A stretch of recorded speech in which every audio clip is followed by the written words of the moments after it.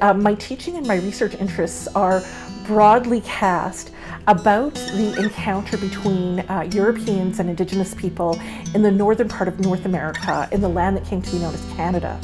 So my teaching interests really do start at the end of the last ice age, as I look at how various Indigenous peoples lived and made use of land, migrated, changed, established trade networks, had wars, had peace, formed families, made material goods, and then how their societies changed with the coming of Europeans. So specifically, I'm looking at the meeting of stories within the context of the fur trade. So that would be French people bringing stories with them.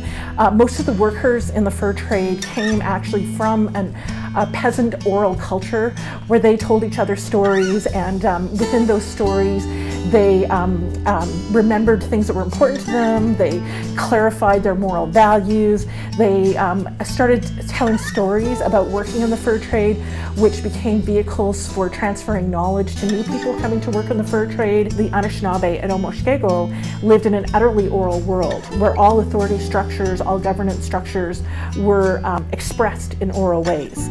So they had long, deep, complex oral traditions.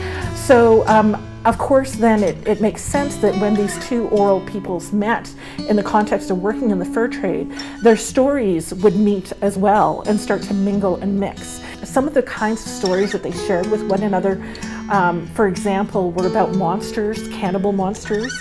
So in Omoshkego and Anishinaabe traditions, cannibal monsters were called wendigos, and they mingled with French-Canadian stories about cannibal monsters that we know better as loups-garous or werewolves.